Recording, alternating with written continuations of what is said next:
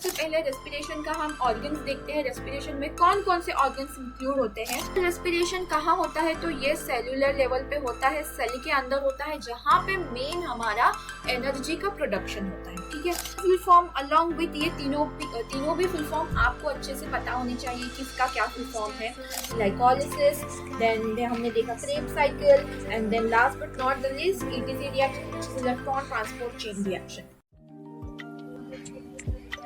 Assalamu alaikum, hello everyone and welcome to IK Star Education। तो continue करते हैं इस वीडियो में हमारा second chapter life processes in living organism part 1। ये सेकेंड पार्ट है हमारे वीडियो का। लास्ट पार्ट में हमने जो एनर्जी का सिंथेसिस था, यानी कि एटीपी सिंथेसिस कैसे होता है, उसे स्टडी किया था। तो उसका मैं आपको एक बार रिवाइज करा देती हूँ। हमने 3 प्रोसेसेस को स्टडी किया था। फर्स्ट प्रोसेस थी ग्लाइकोलिसिस, एंड ग्लाइकोलिसिस में हमारे बने थे 2 पायरुविक एसिड। ग्लूकोज को तोड़ के हमने पायरुविक एसिड के 2 मॉलिक्यूल्स बनाए थे। देन हमारी एक इंटरमीडिएट स्टेप थी जिसमें हमने वो 2 पायरुविक एसिड को 2 एसिटाइल कोएंजाइम ए में कन्वर्ट किया था। अब जो क्रेब्स साइकिल हमारी सेकेंड स्टेप थी, क्रेब्स साइकिल, इसमें हमने जो एसिटाइल कोएंजाइम ए है उसे हमने एक उसका एसिटाइल पार्ट ऑक्सीडाइज किया था और हमने सिट्रिक एसिड में उसे कन्वर्ट किया था। और इसके साथ साथ हमें जो NADH2, FADH2 एंड ATP के मॉलिक्यूल्स मिल रहे थे वो तो मिल ही रहे थे। And citric acid was our first product. Then हमने ETC रिएक्शन में क्या देखा था, तो ETC रिएक्शन में बेसिकली हमने NADH2 को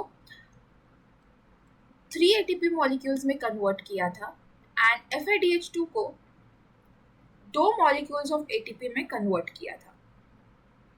तो ये थी हमारी ATP सिंथेसिस की रिएक्शन, ATP सिंथेसिस की प्रोसेस, जो कि ग्लाइकोलिसिस से स्टार्ट होती थी। Then second step was the Krebs cycle and the third step was the ETC reaction.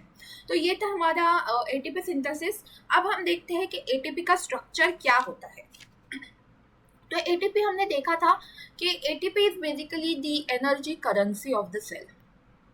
Energy currency, और एनर्जी करेंसी बोलते हैं तो इसका मतलब ये MCQ में बहुत बार पूछा गया है, which of the following is the energy currency. तो ये आपको पता होनी चाहिए that energy currency is the ATP। अब ATP का स्ट्रक्चर कुछ इस तरीके से है, और ATP का स्ट्रक्चर बहुत बार पेपर में पूछा गया है, तो आपको ATP का स्ट्रक्चर याद रखना है।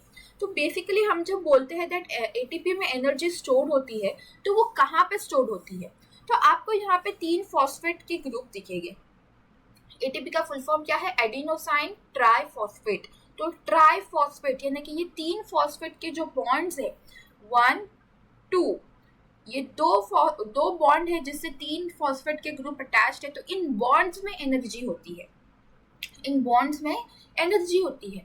अगर हम ATP को तोड़ते हैं, यानी कि उसमें से फॉस्फेट ग्रुप अगर हम निकाल देते हैं, तो हमें ADP मिलेगा, यानी एडिनोसाइन डाइफॉस्फेट। ये डाइफॉस्फेट हो जाएगा, 2 फॉस्फेट के ग्रुप आ जाएगी, एक फॉस्फेट टूट जाएगा, और हमें इनऑर्गेनिक फॉस्फेट और एनर्जी मिलेगी। तो यहाँ पे एनर्जी हमें किस में से मिल रही है, बॉन्ड में से मिल रही है। This is adenosine,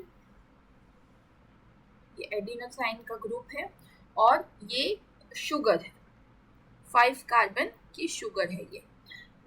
this is 1, this is 2, this is 3, ये 4th कार्बन एंड ये 5th कार्बन। तो ऐसे 5 कार्बन की शुगर है, और ऐसे कार्बन की शुगर को अटैच्ड है फॉस्फेट ग्रुप्स, और ये दो अगर एक फॉस्फेट ग्रुप को निकाल दिया जाए तो हमें एडिनोसाइन डाइफॉस्फेट मिलेगा along with inorganic phosphate and energy.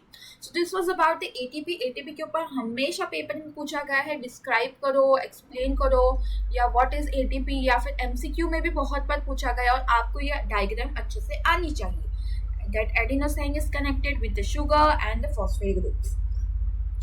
So that was about the ATP।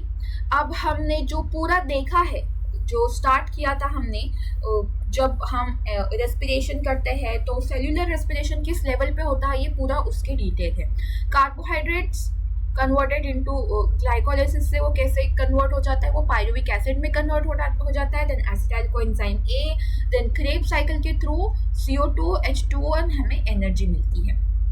Same with अगर हम लिपिड्स ले लें हमारे बॉडी के, तो वो लिपिड्स पहले फैटी एसिड्स में कन्वर्ट हो गए and then acetyl coenzyme A में कन्वर्ट हो गए, हमें क्रेब्स साइकिल के थ्रू एनर्जी यहाँ पे प्रोवाइड होगी। Same with the protein amino acid में टूटते हैं, देन एसिटाइल कोएंजाइम ए में कन्वर्ट हो गए, हमें क्रेब्स साइकिल के थ्रू यहाँ पे एनर्जी मिल जाती है। So that was about the cellular respiration that take place in our body. Now respiration is again of two type. हमने देखा अभी जो respiration पढ़ा था उसमें क्या था, उस respiration में ऑक्सीजन इंक्लूड था, तो हम वो बोले कि वो है एरियोबिक रेस्पिरेशन, जिस रेस्पिरेशन में ऑक्सीजन क्या हो, प्रेजेंट हो। बट अनएरियोबिक रेस्पिरेशन एक ऐसा टाइप का रेस्पिरेशन है जहाँ पे ऑक्सीजन एब्सेंट होता है। यहाँ पे क्या होता है, ऑक्सीजन एब्सेंट होता है। बट हम अगर देखें तो aerobic respiration is most you can say easiest form and उससे हमें ज़्यादा एनर्जी मिलती है। एरियोबिक रेस्पिरेशन के थ्रू हमें 38 ATP के मॉलिक्यूल्स मिलते हैं, बट यहाँ पे अनएरियोबिक रेस्पिरेशन के थ्रू हमें सिर्फ और सिर्फ 2 ATP के मॉलिक्यूल मिलेंगे। अब अनएरियोबिक रेस्पिरेशन और एरियोबिक रेस्पिरेशन का हमने डिफरेंस तो देख लिया, बट उसके स्टेप्स क्या थे। अब एरियोबिक रेस्पिरेशन के हमने 3 स्टेप पढ़े थे, है ना। फर्स्ट स्टेप था ग्लाइकोलाइसिस का, देन सेकेंड स्टेप था क्रेब्स साइकिल का, उसके पहले हमारी इंटरमीडिएट स्टेप आती थी, उसे हम मेंशन नहीं करते लेकिन वो आपको याद रखनी है। क्रेब्स साइकिल के बाद हमने ETC रिएक्शन को स्टडी किया था। So that was about the 3 steps in aerobic respiration. But anaerobic respiration में 2 ही स्टेप होते हैं। फर्स्ट स्टेप होता है ग्लाइकोलाइसिस का, यस यहाँ पे भी ग्लाइकोलाइसिस की स्टेप होगी, एंड सेकेंड स्टेप होगा हमारा फर्मेंटेशन का, फर्मेंटेशन।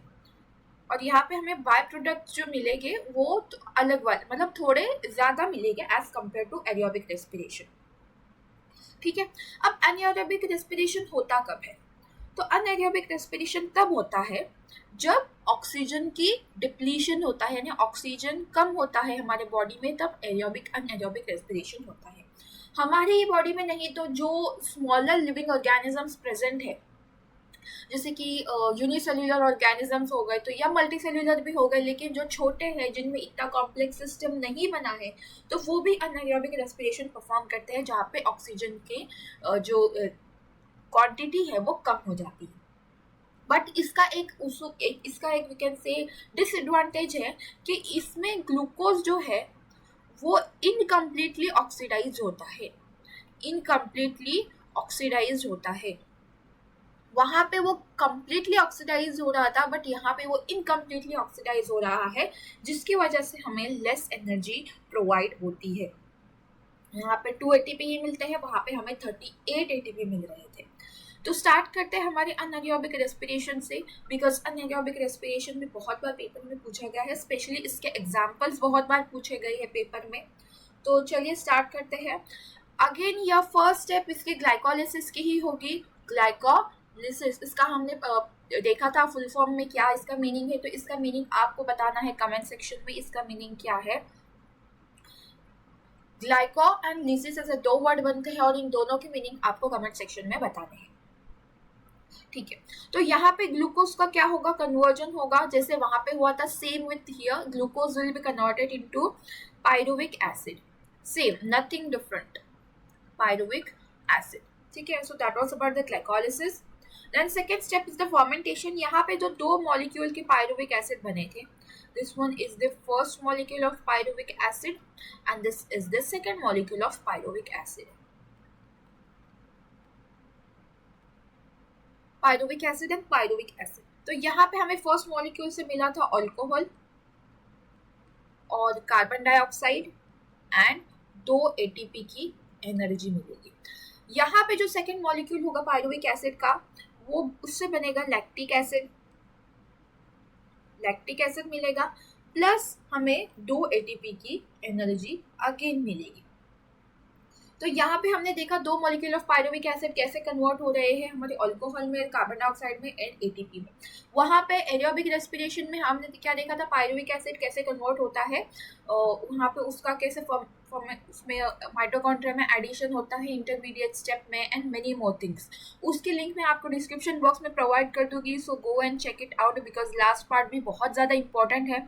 अलॉन्ग विथ हमारे जो साइंस 1 की भी प्लेलिस्ट चालू है, अलॉन्ग विथ यहाँ पे हमने साइंस 2 की भी प्लेलिस्ट जो हमारी ऑन गोइंग है उसकी भी लिंक मैं आपको डिस्क्रिप्शन बॉक्स में प्रोवाइड कर दूंगी। So don't forget to watch them because they are very much important. तो आइए हमारे टॉपिक पे अगेन, यहाँ पे पायरुविक एसिड, एक पायरुविक एसिड अल्कोहल में कन्वर्ट हो रहा है, कार्बन डाइऑक्साइड में कन्वर्ट हो रहा है, 2 एटीपी के मॉलिक्यूल मिल रहे हैं। देन हमें यहाँ पे लैक्टिक एसिड भी मिल रहा है और 2 एटीपी अगेन एनर्जी मिल रही है। तो ये जो अल्कोहल हमें मिला है वही अल्कोहल से क्या बनाते हैं, यहाँ पे जो अल्कोहलिक प्रोडक्ट होते हैं वो यहाँ से यही अल्कोहल से बनाते हैं, जैसे कि बियर हो गया या वाइन वगैरह होगा प्रोडक्शन में, तो वो यही अल्कोहल को यूज करते हैं। देन यहाँ पे जो कार्बन डाइऑक्साइड रिलीज हो रहा है वो कार्बन डाइऑक्साइड कहाँ पे यूज होता है उसके मैं आपको एग्जांपल में बताती हूँ। तो ये अनएरोबिक रेस्पिरेशन होता किस में है, तो ईस्ट में होता है। So this is the east. आपको पता होगा ईस्ट कैसा माइक्रो ऑर्गेनिज्म है, और माइक्रो ऑर्गेनिज्म की डिटेल स्टडी हम इसी सीरीज में करने वाले हैं। आपको एक चैप्टर है आगे जाके माइक्रोबायोलॉजी से related, I think so 7th chapter है, और उस 7th चैप्टर में हम माइक्रो ऑर्गेनिज्म्स के रिलेटेड सब कुछ पढ़ने वाले हैं। तो यहाँ पे ईस्ट में क्या होता है, यहाँ पे अनएरोबिक रेस्पिरेशन होता है, यानी कि ऑक्सीजन यहाँ पे बहुत कम होता है, इसीलिए अनएरोबिक रेस्पिरेशन का यूज किया जाता है एनर्जी को बनाने के लिए। तो यहाँ पे क्या हो रहा है, यहाँ पे जो पायरुविक एसिड है, पायरुविक एसिड इथेनॉल में कन्वर्ट हो रहा है। यहाँ पे हमें कार्बन डाइऑक्साइड मिल रहा है प्लस एटीपी मिल रहा है, यानी कि एनर्जी मिल रही है। तो इसे बहुत सारे इंडस्ट्रीज में यूज किया जाता है, जैसे कि बियर बनाने के लिए यहाँ पे जो इथेनॉल है उसका अल्कोहल में कन्वर्जन करने के लिए हमें मिलती है, वो चीज़ें यूज की जाती है। देन बहुत सारे ब्रेड्स एंड केक बनाने में भी इसे यूज किया जाता है। यहाँ पे जो कार्बन डाइऑक्साइड है वो रिलीज हो रहा है, सो बेसिकली वो जब बना रहे रहेंगे ब्रेड, तो वो ब्रेड में से जब कार्बन डाइऑक्साइड रिलीज होगा तो वहाँ पे एक बबल्स की तरह हमें चीज़ें मिलेगी, एयर गैप्स मिलेंगे, जिसकी वजह से जो हमारे ब्रेड्स एंड केक्स होते हैं वो स्पंजी बनते हैं। एंड दैट्स वाई यहाँ पे ईस्ट का यूज़ किया जाता है, ड्राई ईस्ट का बेसिकली यूज़ किया जाता है। और ये एग्जाम्पल आप मानोगे नहीं, बहुत बार पूछा गया है पेपर में ईस्ट के related example, why yeast perform anaerobic respiration and where it is use. तो ये क्वेश्चन आपको बहुत अच्छे से करना है बिकॉज ये हमेशा पूछे गया है। Then the second example is the intense exercise. जब कोई भी पर्सन एक्सरसाइज करता है, कोई भी पर्सन, तो उसके बॉडी में क्या होता है, ऑक्सीजन का डिप्लीशन होने लगता है, ऑक्सीजन कम कम जाने लगता है। बेसिकली हम एरोबिक रेस्पिरेशन ही परफॉर्म करते हैं, but during intense exercise oxygen का क्या होता है, डिप्लीशन होते जाता है, इसीलिए हमें अनएरोबिक रेस्पिरेशन में ट्रांसफर करना पड़ता है एनर्जी मिलने के लिए। और यहाँ पे क्या बनता है, एनारोबिक रेस्पिरेशन में लैक्टिक एसिड बनता है, जो मैंने आपको पीछे बताया था। और लैक्टिक एसिड क्या करता है, हमारे बॉडी में, हमारे मसल्स में एक्यूमुलेट कर देता है, हमारे मसल्स में एक्यूमुलेट करता है, जिसकी वजह से हमारे मसल्स में कुछ तनाव जैसा फील होता है जब हम एक्सरसाइज करते हैं। एंड दैट तनाव is nothing but the lactic acid only. और इसके ऊपर भी बहुत बार क्वेश्चन पूछा गया है गिव रीजंस में, that why we feel exhausted और why we feel something stretching in our muscles when we are exercising. तो that's how the questions are asked in exams related to this examples, not the full process. पूरी process आपको नहीं पूछी जाती, but इसके examples के through आपको पूछा जाता है। तो ये था हमारा रेस्पिरेशन का टॉपिक, एनर्जी का टॉपिक, एनर्जी प्रोड्यूस कैसे होती है बॉडी में। बट अब हम आगे देखने वाले हैं, पहले एक पूरी प्रोसेस को हम गो थ्रू करते हैं। यहाँ पे जब हम ग्लूकोज लेते हैं, यहाँ पे ग्लूकोज का कन्वर्जन ग्लाइकोलिसिस के थ्रू पायरुविक एसिड में हो जाता है। 3 पायरुविक एसिड यहाँ पे मिल रहे हैं हमें, एग्जाम बताने के लिए सिर्फ, ऐसे तो 2 ही मिलते हैं। देन पायरुविक एसिड का फर्मेंटेशन होकर हमें अल्कोहल मिलता है, जो कि ईस्ट में यूज होता है। देन फर्मेंटेशन के थ्रू हमें डिफरेंट प्रोडक्ट्स मिलते हैं, जैसे कि विनेगार, विटामिन्स एक्सेट्रा। तो वो वेरियस माइक्रोब्स के थ्रू हमें विनेगार वगैरह मिलते हैं। प्रोडक्ट का यूज़ करते हैं हम। देन यहाँ पे पायरुविक एसिड को फॉर्मेंट करके हम लैक्टिक एसिड में भी कन्वर्ट कर सकते हैं, जो कि हमारे ब्लड में प्रेजेंट होते हैं एरिथ्रोसाइट्स मसल सेल्स में। सो दैट वाज अबाउट दी, हमने जितने भी पढ़ा रेस्पिरेशन का टॉपिक, तो वो रेस्पिरेशन का टॉपिक वहाँ पे हम जाके देख सकते हैं लास्ट वीडियो में भी, और इस वीडियो में भी हमने रेस्पिरेशन का पूरा टॉपिक देख लिया है। अब हम आते हैं हमारे जो मैक्रोमोलिक्यूल्स जो है, वो मैक्रोमोलिक्यूल्स को हम स्टडी करेंगे, जैसे कि प्रोटीन्स हो गया, देन फैट्स हो गए, या फिर विटामिन्स हो गए। तो ये मैक्रोमोलिक्यूल्स को हम अभी स्टडी करने वाले हैं। अब इनके ऊपर पेपर में क्वेश्चंस कैसे पूछे जाते हैं?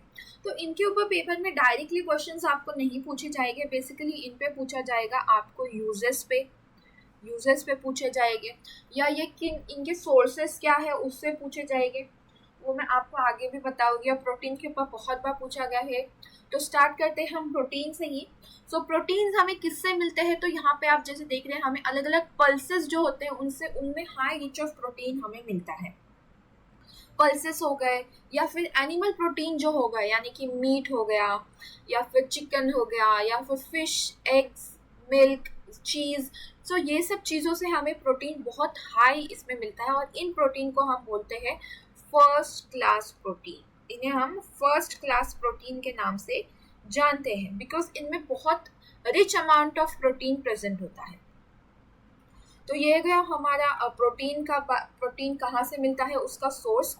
अब हम आते हैं प्रोटीन को जब हम तोड़ते हैं तो उससे हमें क्या मिलता है। तो प्रोटीन को तोड़ने से हमें अमीनो एसिड मिलता है, और ये आपको पता होगा पहले ही, क्योंकि हमने फर्स्ट चैप्टर में भी जो हमने प्रोटीन सिंथेसिस देखा था उसमें भी हमने स्टडी किया था कि अमीनो एसिड क्या होते हैं।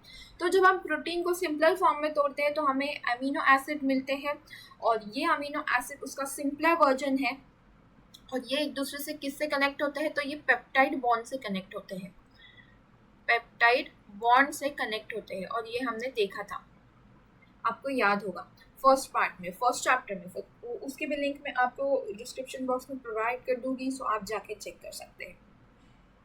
तो ये क्या हमारा अमीनो एसिड का। अब जब हमारे बॉडी में एक्सेस अमीनो एसिड बनता है, हमारे जो बॉडी में जब एक्सेस अमीनो एसिड बनता है तो उसे अमोनिया में कन्वर्ट किया जाता है हमारे लिवर के थ्रू।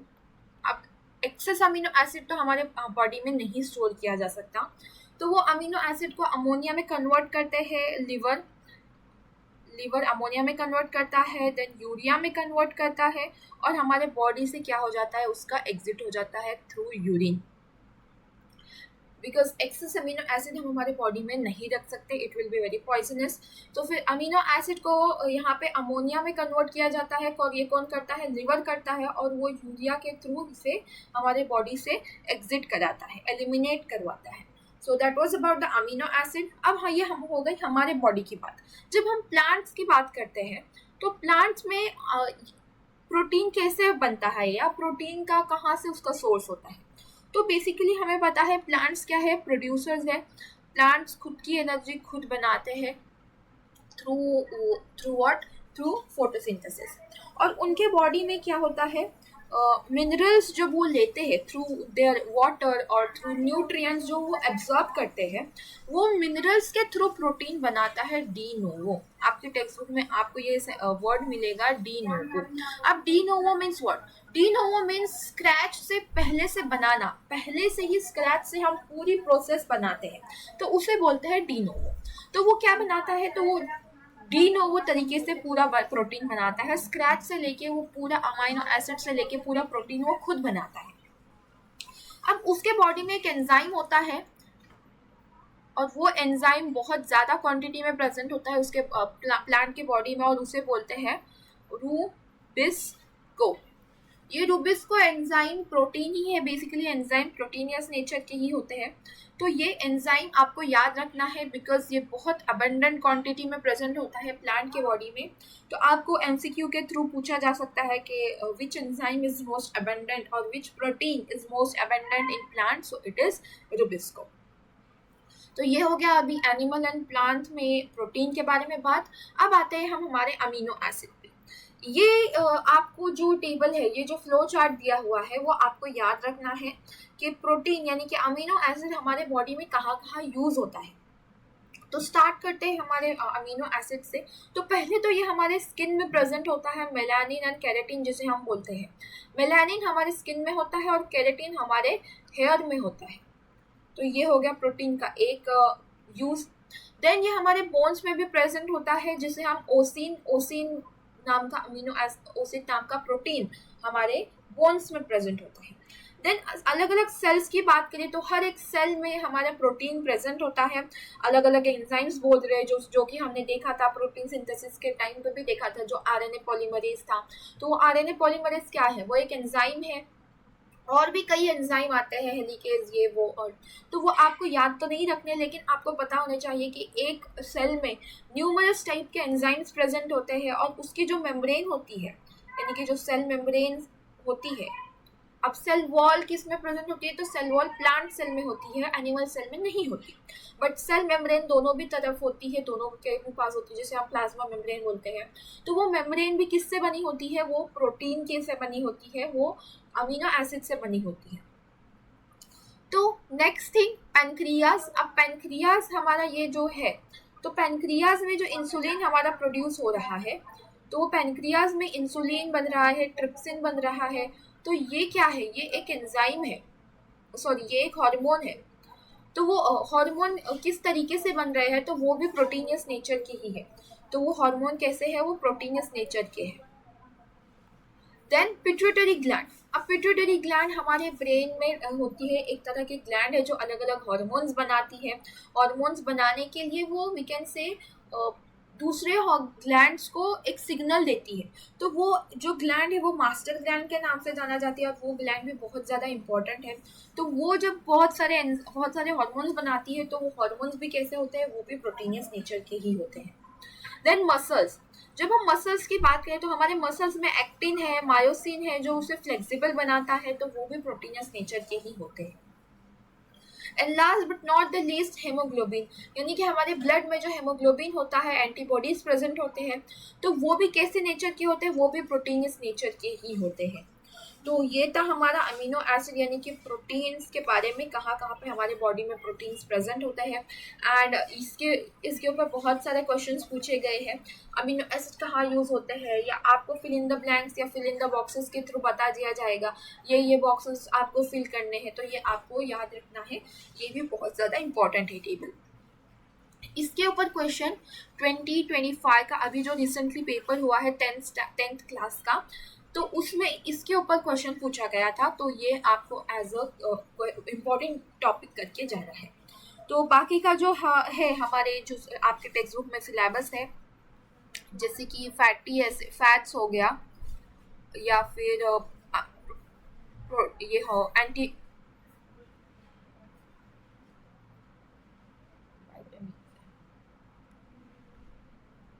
फैट्स हो गया, या विटामिन हो गया, या फिर मिनरल्स हो गया। तो इनके ऊपर हम नेक्स्ट वीडियो में डिस्कस करेंगे। नेक्स्ट वीडियो में हम इसके ऊपर स्टडी करेंगे और इसे कवर करेंगे। सो कंक्लूड करते हैं आज का class. Thank you so much.